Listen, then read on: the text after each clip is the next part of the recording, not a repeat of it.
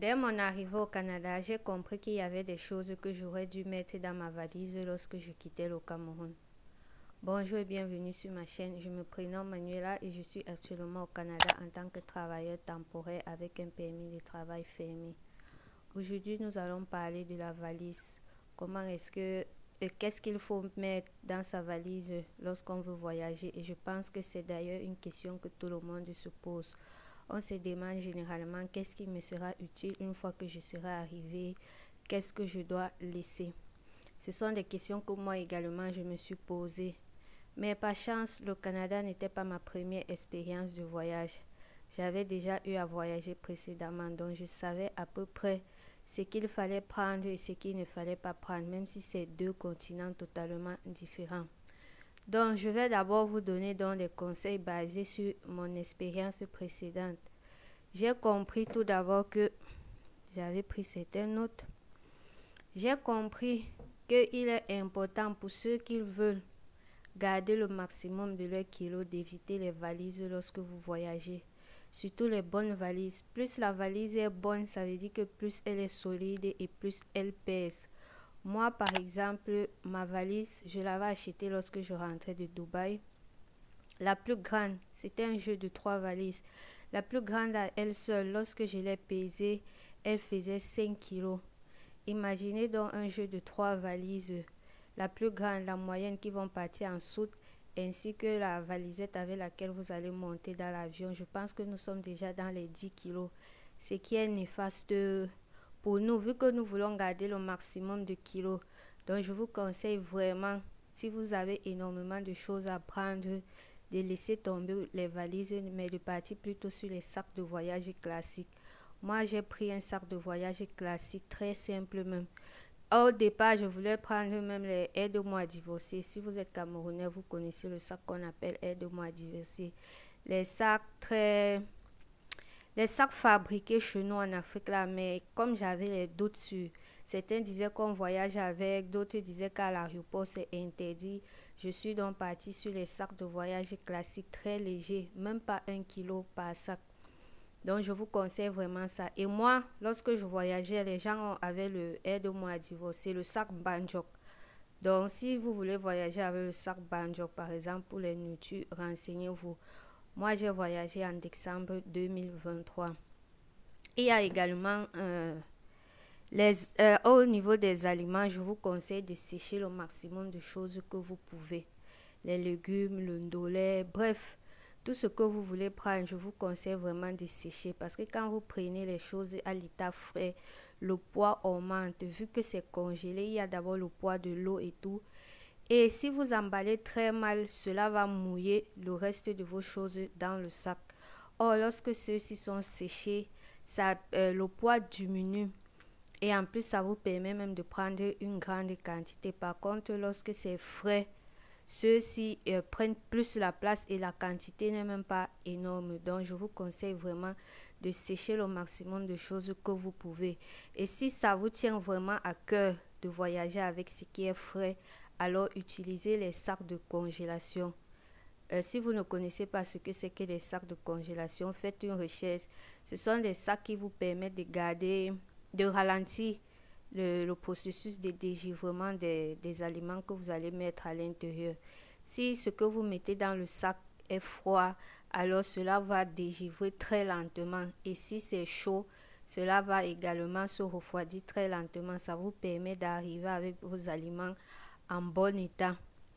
Surtout si vous avez un long voyage. Et bien évidemment, rassurez-vous que vous auriez la place dans le congélateur de la personne qui va vous recevoir si jamais on vous reçoit, à moins que vous allez directement chez vous et que vous sachiez qu'il y a un congélateur à disposition qui va pouvoir prendre vos vivres frais. Mais si vous êtes reçu et que vous avez le doute, alors je vous conseille de sécher parce que les vivres frais, lorsque vous arrivez, vous devez les conserver au frais.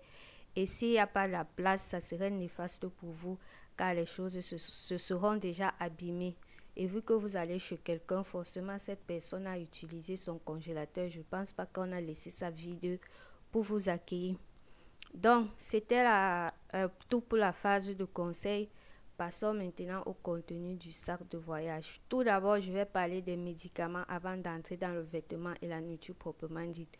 Si vous êtes quelqu'un qui n'avait jamais vécu un hiver, alors je vous conseille de prendre les médicaments du palu, car ici, ils ne connaissent pas ce qu'on appelle le palu. Donc, si le palu vous prend et que vous allez à l'hôpital, et pour y aller même, il faut d'abord une assurance maladie pour que cela vous revienne moins cher. Si vous n'avez pas une assurance maladie, l'hôpital vous coûtera les yeux de la tête. Donc, je vous conseille de quitter votre pays d'origine avec les remèdes du palu, et ceci une très grande quantité, pas juste une seule dose, parce que moi par exemple, lorsque je suis arrivée, les premiers jours, on m'a d'abord demandé de prendre les comprimés du palu afin de combattre ça dans le corps. Même si vous n'avez pas été malade dans votre pays, c'est le conseil qu'on donne généralement à tout le monde. Surtout en plus si vous êtes quelqu'un de très malade, donc je vous conseille vraiment de prendre les remèdes du palu à très grande quantité. Car moi, comme j'ai dit, je suis arrivée en décembre, donc qui dit décembre dit déjà hiver. Et à la base, je suis quelqu'un qui ne supporte pas le froid. Il m'arrivait même à devoir là parfois de chauffer l'eau pour me laver. Donc imaginez un peu, c'est vrai, c'est paradoxal. Je n'aime pas le froid, mais j'ai choisi un pays où il fait froid 6 mois l'année.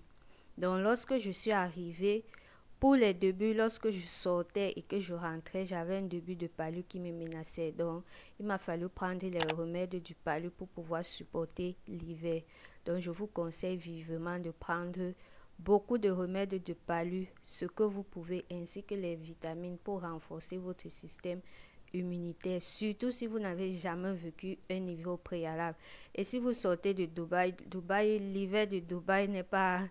L'hiver de Dubaï, c'est comme le froid de chez nous à l'ouest, donc ça n'a rien à voir avec l'hiver canadien, c'est totalement différent, ce n'est même pas l'hiver là-bas.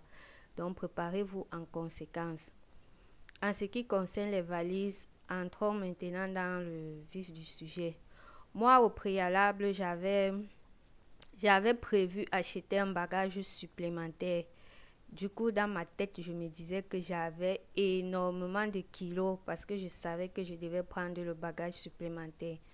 Bon, pour info, à Bruxelles, on m'a fait comprendre que le bagage supplémentaire coûtait 200$ canadiens. Et selon la période à laquelle vous partez, on convertit. Moi, ça m'avait fait moins de 90 000. Mais le prix standard, c'est 200$ canadiens que vous convertissez tout simplement à la valeur du taux canadien au jour où vous partez acheter. Donc, je savais que j'allais prendre le bagage supplémentaire. Et du coup, dans ma tête, je pensais que j'avais énormément de kilos. Je me suis dit que je peux acheter tout ce que je veux parce que j'ai l'excédent. Alors que le bagage supplémentaire est bien. C'est vrai, c'est bien beau. Mais les 23 kilos sont énormes lorsqu'il s'agit des habits que vous allez prendre. En termes de nourriture, la nourriture fait vite 23 kilos et cela complique la chose. Mon conseil pour vous serait donc, si vous trouvez un cargo qui peut faire l'expédition depuis votre pays d'origine pour le Canada et que les 200$ là, par exemple, peuvent suffire à l'envoi du cargo, je vous conseillerais de choisir plutôt l'envoi par cargo parce que vous allez forcément envoyer plus de 23 kilos.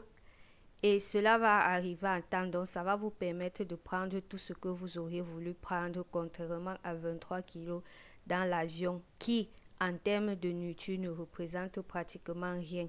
En termes d'habits encore, ça va, mais en nourriture, croyez-moi, 23 kilos, on l'atteint très rapidement avec très peu de choses.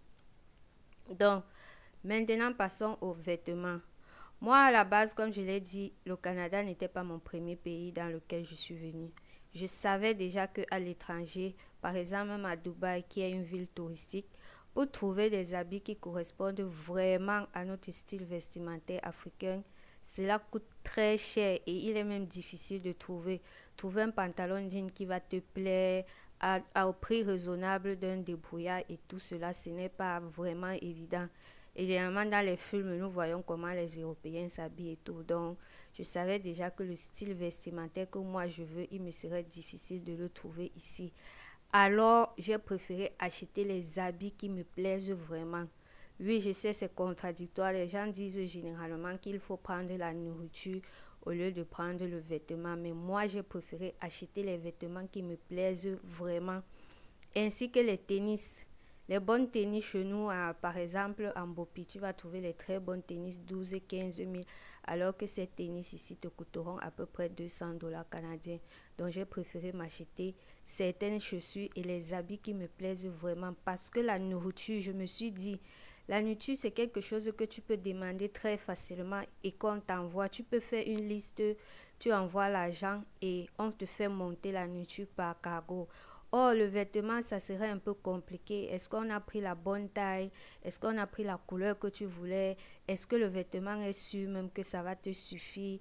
Et tout. Donc, et si vous êtes quelqu'un qui avait des choix vestimentaires difficiles, c'est vraiment compliqué de faire venir les vêtements depuis votre pays d'origine, alors que la nourriture est facile. Donc, moi, j'ai préféré d'abord miser sur le vestimentaire, prendre les choses qui me plaisent vraiment, ainsi que les chaussures. Passons donc maintenant à la nourriture. J'ai dû filmer lorsque je suis arrivée le contenu de mon sac. Donc je vais vous mettre la vidéo dans laquelle je montre le contenu de mes deux valises. Comme j'ai dit, j'avais 3 bagages, donc j'ai consacré 2 à la nourriture et 1 aux vêtements. Et lorsque je suis arrivée, j'ai fait la vidéo de mes 2 sacs de nourriture.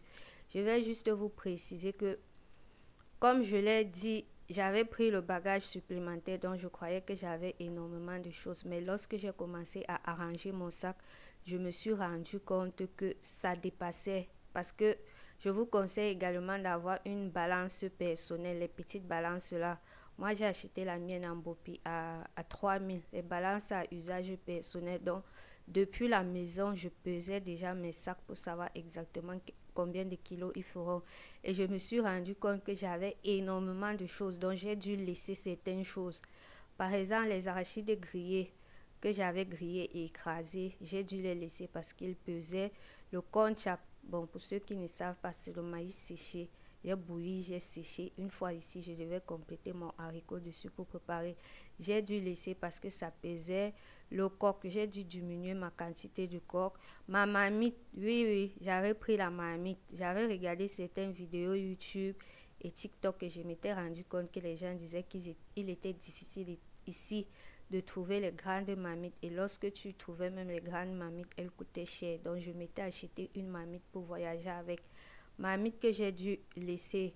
L'huile, par exemple, l'huile rouge, j'ai dû diminuer la quantité. Donc, il y a certaines choses que j'ai dû diminuer pour vraiment respecter les 23 kilos qui m'étaient demandés.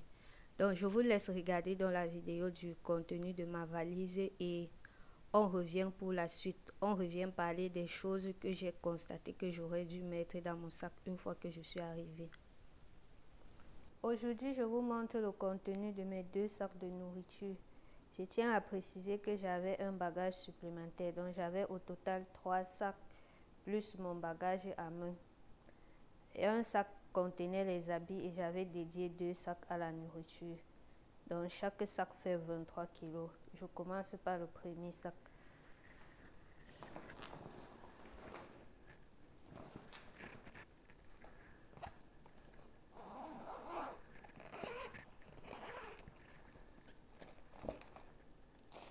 Dans celui-ci, nous avons le coq séché.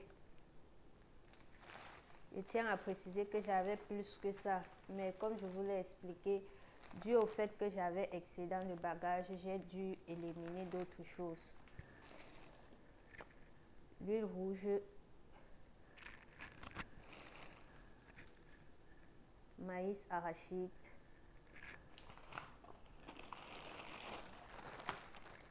bunga,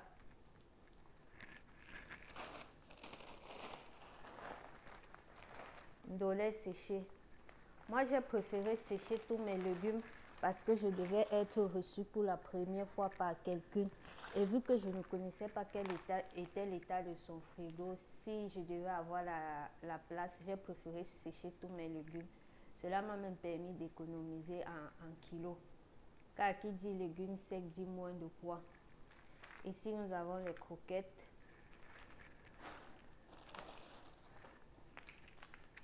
Encore l'huile rouge. Au total, j'avais 4 bouteilles, mais dû aux excédents de kilos, j'ai dû éliminer 2. et j'ai voyagé uniquement avec 2 bouteilles.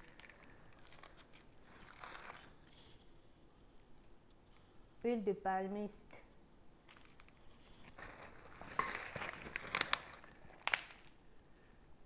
Cacahuètes. Bon, ça ce sont les trucs de mon business, le ngongoli. Je pense que toute femme qui va regarder cette vidéo va comprendre l'utilité du ngongoli. J'aurai l'occasion de faire des vidéos spécifiques où je vous parlerai de l'importance de cette plante pour la femme. Ici, nous avons une huile végétale.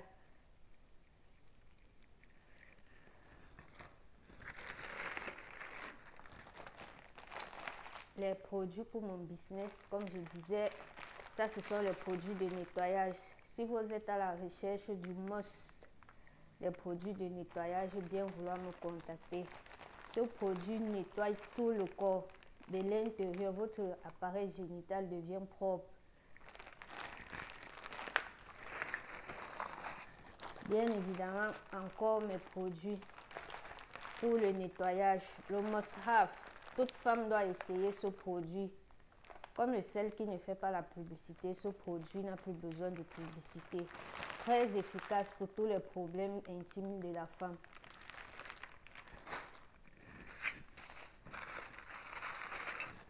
Encore des produits.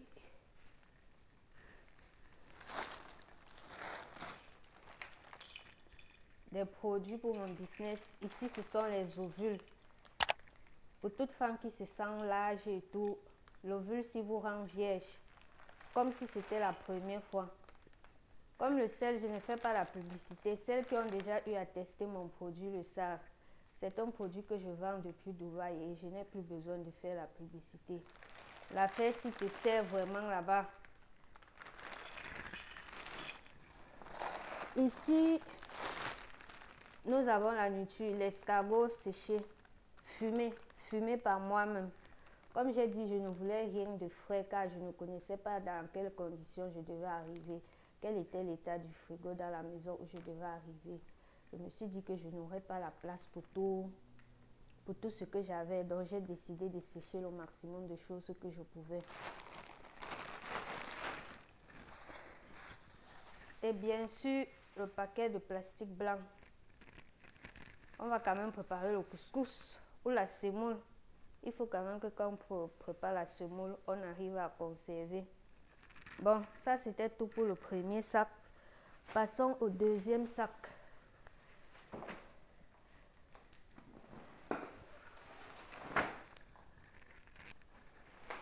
Donc ensemble, ouvrons le deuxième sac.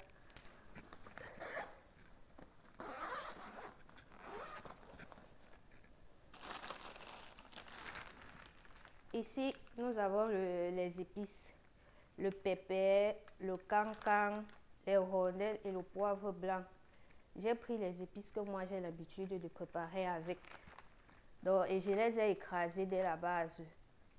Donc, je vais juste chercher à les mettre maintenant dans les boîtes que je vais sceller pour conserver l'odeur.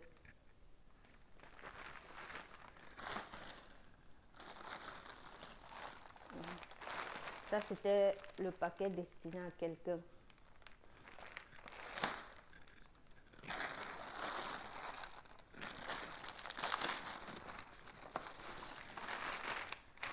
Ici, nous avons les cubes crevettes et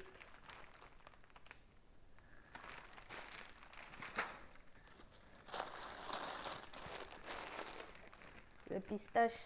Moi, j'ai décidé de prendre mon pistache sous cette forme parce que ça se conserve plus longtemps. Or, lorsque le pistache est écrasé, il faut le conserver au congélateur. Et comme je ne fais que le répéter, je ne connaissais pas si je devais avoir la place, donc j'ai préféré garder ainsi. Je vais pouvoir écraser au moulinex sec lorsque je veux utiliser.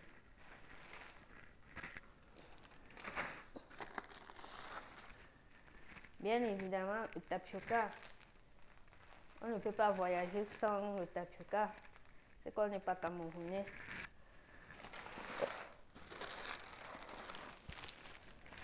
Ici, ce sont les épices, le njansang et le condiment du mbongo. Oui, oui, c'est beaucoup. Vous allez dire que j'ai exagéré sur les épices. Mais vu que le poulet ici est la viande la plus consommée, j'avais besoin des épices. Car lorsqu'il faut bouillir le poulet, ça demande beaucoup d'assaisonnement.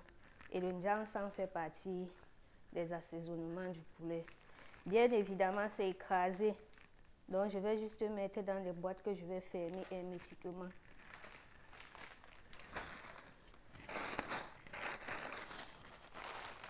Encore de l'escargot séché.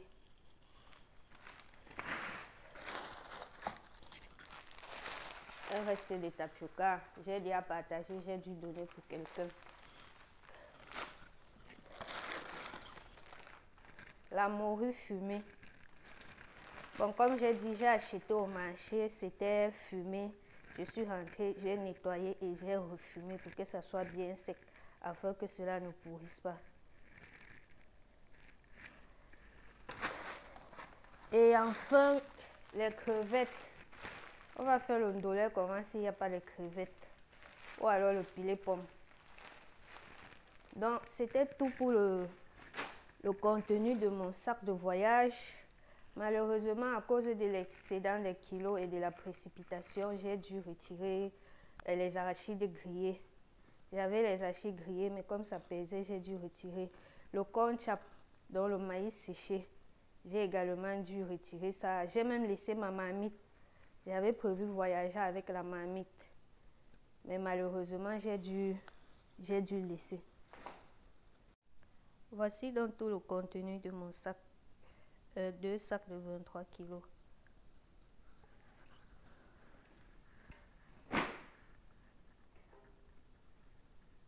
Voilà tout ce qu'il y a dans mon sac.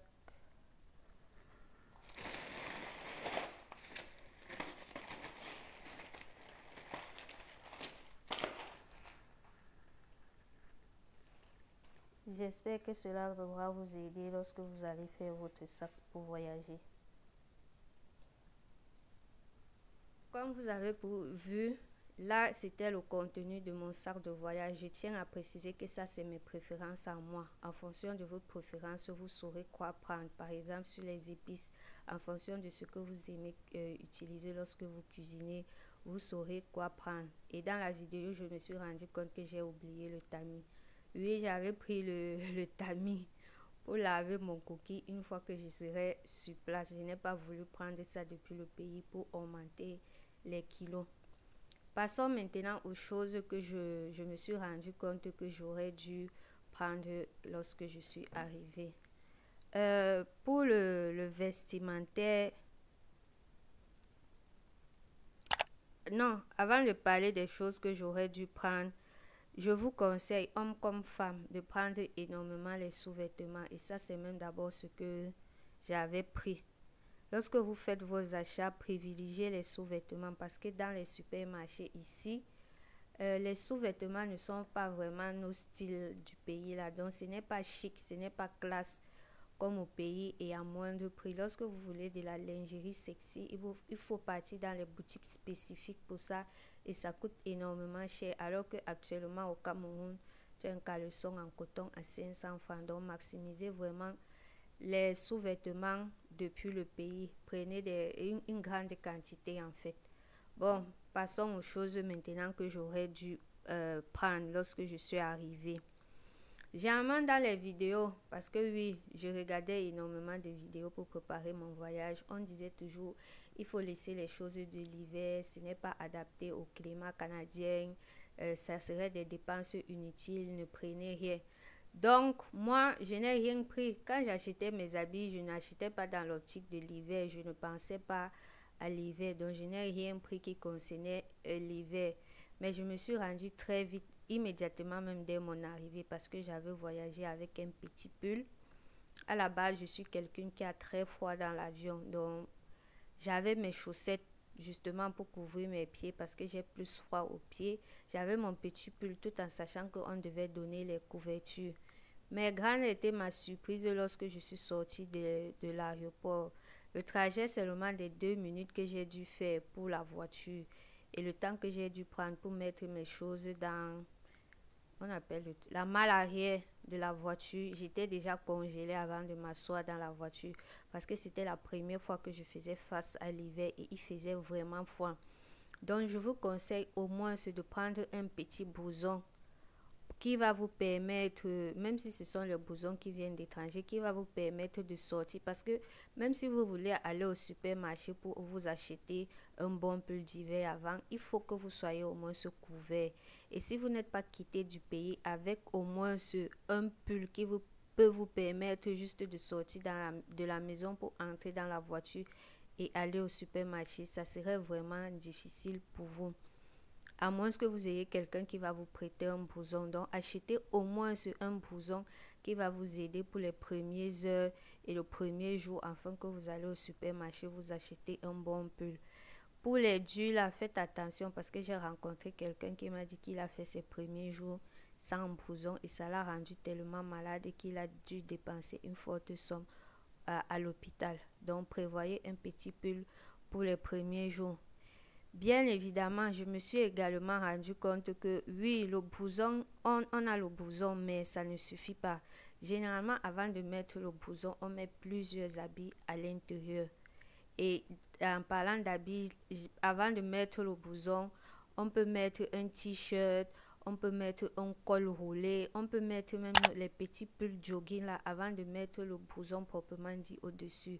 Donc ça, ce sont les choses que j'aurais dû acheter. Donc je vous conseille de vous acheter les cols roulés, les pulls tricotés qui existent chez nous là. Ça va vous permettre de les mettre à l'intérieur de vos habits avant de mettre le blouson dessus. Même si votre blouson est de bonne qualité, il est toujours recommandé de mettre certaines couches à l'intérieur avant de mettre le blouson au-dessus. Donc, pensez vraiment à acheter le maximum de cols roulés que vous pouvez, les petits pulls que vous pouvez mettre à l'intérieur avant de mettre votre blouson proprement dit au-dessus. Je me suis également rendu compte que c'est pareil pour le bas. On ne porte jamais directement son pantalon. On met certains trucs au préalable à l'intérieur. Donc, je vous conseille les pantalons jogging, les collants, bref, tout ce que vous pouvez mettre à l'intérieur avant de mettre votre pantalon jean au-dessus. Vous comprenez donc que vous ne devez pas prendre les pantalons jean trop serrés pour l'hiver parce que vous avez d'abord certaines couches de vêtements que vous allez mettre à l'intérieur. Vous pouvez également prendre les écharpes. Je pense que l'écharpe est la même chose dans tous les pays. Prenez l'écharpe, ça vous permet de vous couvrir parce que même si vous avez couvert tout le corps, le visage reste quand même une partie que lorsqu'il fait froid dessus, ça glace énormément. Donc vous pouvez avoir les écharpes, vous pouvez avoir même les bonnets et bien évidemment les chaussettes lourdes, bien lourdes. Parce que même si vous avez les bottes d'hiver, il vous faut des chaussettes bien lourdes à l'intérieur pour que vos pieds ne gèlent pas. Donc ça, ce sont les choses que j'aurais dû prendre en ce qui concerne le vestimentaire. Ça concerne plus les vêtements d'hiver. Donc rassurez-vous d'avoir ces petits trucs qui vont vous permettre d'économiser une fois que vous allez arriver. Ainsi, une fois sur place, vous allez juste vous acheter vraiment un bon manteau d'hiver et votre botte d'hiver. Mais vous aurez déjà tous les accessoires que vous pouvez mettre à l'intérieur pour faire face à l'hiver. Donc ça, c'était mon conseil pour les vêtements. Passons maintenant à la nourriture, les choses que j'aurais dû prendre. Moi, vu mes expériences de Dubaï, je me suis dit que le marché canadien, le supermarché canadien ressemblait à peu près au supermarché, de Dubaï. Donc, je pense que je devrais même faire une vidéo où je compare les deux pour mes amis qui sont à Dubaï et qui ont pour projet d'immigrer au Canada. Donc, vu que moi, à la base, je ne suis pas quelqu'un qui consomme énormément du piment, je savais que le piment que j'allais trouver sur place allait me suffire, vu que celui de Dubaï me suffisait. Mais malheureusement, lorsque je suis arrivée ici, je me suis rendu compte que le piment, c'est comme la tomate. Ils ont les gros trucs là qui... C'est juste la tomate, tu découpes même et quand tu mâches même, ça ne chauffe pas. C'est considéré comme la tomate. Et le piment que moi, je connaissais de Dubaï, lorsque je le vois ici, il coûte énormément cher. Et lorsque je suis partie dans une boutique africaine pour avoir nos piments de chez nous, le kilo était vendu à peu près à 24 $, ce qui fait que c'est cher. Donc, je vous conseille que vous consommez du piment ou pas. Si vous voulez juste ressentir la saveur dans votre nourriture, Prenez le piment depuis votre pays d'origine. Les femmes qui vendent les épices là vendent également le piment qu'elles ont déjà séché et elles ont déjà écrasé. Ça vous sera vraiment utile pour les débuts, ça va vous permettre d'économiser. Une fois de plus, j'ai fait l'erreur de penser que le supermarché canadien était pareil au supermarché de Dubaï. À Dubaï, nous, on trouvait dans les supermarchés classiques fréquentés par tout le monde les arachides, le haricot, le coquille. Voilà pourquoi j'avais même pris mon tamis. Par contre, ici, on ne trouve pas dans les supermarchés classiques. Pour les avoir, il faut partir dans les boutiques africaines. Et qui dit boutique africaine dit forcément que le prix sera un peu plus cher. Donc, je vous conseille d'écraser vos arachides, par exemple, depuis le pays. Les arachides du Ndolé, les arachides du Cork, les arachides grillés. Écrasez vos arachides et voyagez avec. Ici, vous envoyez vos choses par cargo. Mettez tout ce que vous voulez, même le haricot, même le coquille. Mettez tout ça pour voyager. Je pense que j'ai fait le tour. Si je regarde... oui, j'ai fait le tour. Quand je regarde mes notes, je crois avoir parlé de tout ce qu'il fallait. Si j'ai oublié quelque chose ou si alors vous avez des questions particulières, n'hésitez pas de le mettre en commentaire et je me ferai un plaisir de répondre soit par vidéo ou alors directement sous votre commentaire. Si vous voulez également me contacter, mon numéro figure sur ma bannière YouTube ainsi que mon adresse électronique. Si vous avez des questions particulières, bien évidemment qui concernent un travailleur temporaire avec un permis de travail fermé, je me ferai un plaisir de vous répondre. Merci d'avoir regardé cette vidéo et on se dit à la prochaine. Je pense que dans la prochaine, je parlerai des démarches administratives que j'ai dû faire dès mon arrivée.